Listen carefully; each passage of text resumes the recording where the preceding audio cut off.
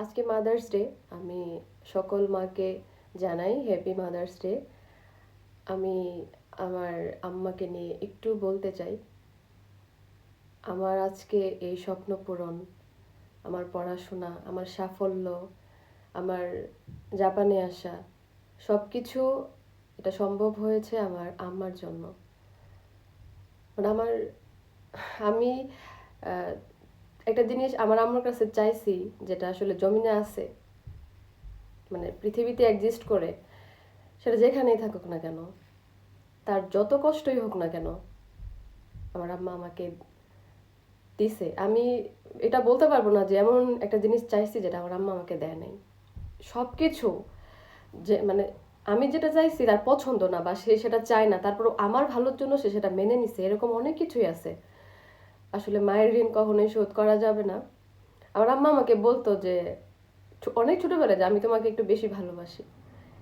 এটা হয়তো আমি ফিল করতে পারিনি, কিন্তু আমি যেদিন জাপানে চলে আসব সেদিন আমি ফিল করছি সে আমাকে কতটা ভালোবাসে। তার চোখ, তার বুকে যে হাহাকার আমি দেখতে পাইছি, সেটা ফিল করছে যে তার কিছু একটা তার কাছ থেকে চলে যাচ্ছে, আমি এটা ফিল করছি। সে এমন ভাবে আমাকে চুমু খাচ্ছিল যে সে কোথায় রাখবে পারলে আমাকে এইভাবে। তো আমি আমি নিজেও আমি নিজে আমি আমার আম্মাকে অনেক ভালোবাসি। আমি নিজে আমার আম্মার প্রতি অনেক দুর্বল। আমি জাপানে আসার পরে ফিল করলাম যে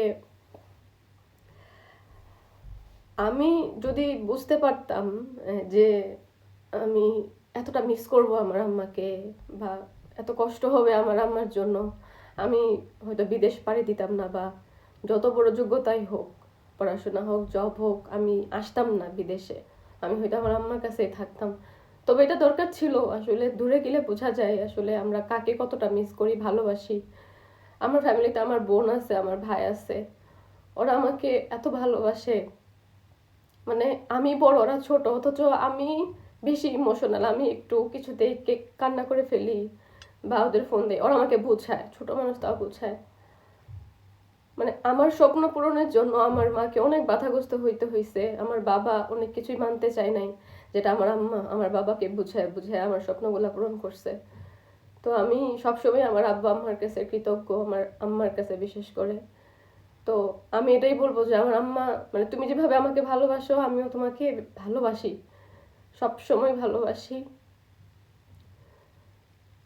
এটা আসলে ভাষায় প্রকাশ করতে পারবো না। আমি সব সময় তোমাদের জন্য, মানে এইটুকু বলবো যে আমি সবসময় তোমাদের জন্য আছি। আমি দেশে যদি আল্লাহ আমাকে নেয়, আমি যতদিন বাঁচবো তোমাদের সাথেই থাকবো। আর তোমার দোয়া, তোমার একনিষ্ঠ একটা পরিশ্রম ছিল জন্যই হচ্ছে, মানে আমার প্রতি এই জন্য হচ্ছে আমি এতটা সাফল্য পাইছি। আমি এটাই বলবো যে মা, আমিও তোমাকে অনেক ভালোবাসি। তুমি আমার জন্য দোয়া করো। আমি সব সময় তোমাদের সাথে আছি, যেন তোমাদের সেবা করতে পারি, এইটুকু যেন করতে পারি।